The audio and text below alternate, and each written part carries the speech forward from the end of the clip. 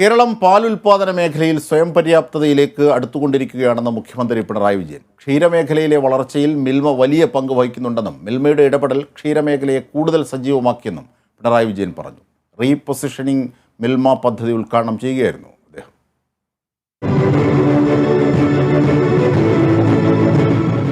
ക്ഷീരമേഖലയിൽ അന്താരാഷ്ട്ര തലത്തിലെ ബ്രാൻഡുകളുമായി മത്സരിക്കാനാണ് മിൽമ ഒരുങ്ങുന്നത്. പാക്കിംഗ്, ഡിസൈനിങ് എന്നിവയിൽ മാറ്റം വരുത്തി മിൽമ ഉൽപ്പന്നങ്ങളെ ഏകീകൃത രൂപത്തിൽ വിപണിയിലെത്തിക്കാനാണ് നീക്കം. മലയാളികളുടെ നിത്യജീവിതത്തിൽ ഒഴിവാക്കാൻ പറ്റാത്ത ബ്രാൻഡായി മിൽമ മാറിക്കഴിഞ്ഞു. ഈ സ്വീകാര്യതയിൽ നിന്നുകൊണ്ട് ഇന്നത്തെ കാലത്തിന് യോജിച്ച രീതിയിൽ മിൽമ ഉൽപ്പന്നങ്ങളെ നവീകരിച്ച് ഉപഭോക്താക്കളിലേക്ക് എത്തിക്കുക എന്നതാണ് റീപൊസിഷനിങ് മിൽമ എന്ന കർമ്മ പദ്ധതിയിലൂടെ ലക്ഷ്യം വെക്കുന്നതെന്ന് മുഖ്യമന്ത്രി പറഞ്ഞു. കേരളത്തിലെ പാൽ ഉൽപാദനം സ്വയം പര്യാപ്തതയിലേക്ക് എത്തിക്കുന്നതിനാണ് നാം നേരത്തെ ലക്ഷ്യമിട്ടത്. മലയാളിയുടെ നിത്യജീവിതത്തിൽ ഒഴിവാക്കാനാവാത്തൊരു ബ്രാൻഡായി മിൽമ മാറിയിരിക്കുന്നുവെന്നാണ് കാണാൻ നമുക്ക് സാധിക്കുക.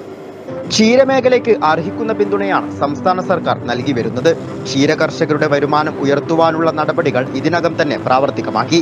2022-23 വർഷത്തിൽ 130 കോടി രൂപയാണ് തദ്ദേശ സ്വയംഭരണ സ്ഥാപനങ്ങൾ വഴി മാത്രം സർക്കാർ ക്ഷീരമേഖലയ്ക്കായി ചിലവഴിച്ചത്. 2016-ൽ 16 ലക്ഷം ലിറ്റർ പ്രതിദിന സംഭരണം നടത്തിയിരുന്ന ക്ഷീരസംഘങ്ങൾ 21 ലക്ഷം ലിറ്ററിലധികം പാലാണ് ഇപ്പോൾ സംഭരിക്കുന്നത്. മിൽമയുടെ പ്രതിദിന സംഭരണം 52,000 ലിറ്ററിൽ നിന്ന് 14 ലക്ഷമായും ഉയർന്നു. ദേശീയ ശരാശരിയേക്കാൾ ഇരട്ടിയാണ് സംസ്ഥാനത്തെ പ്രതിദിന പാൽ സംഭരണം.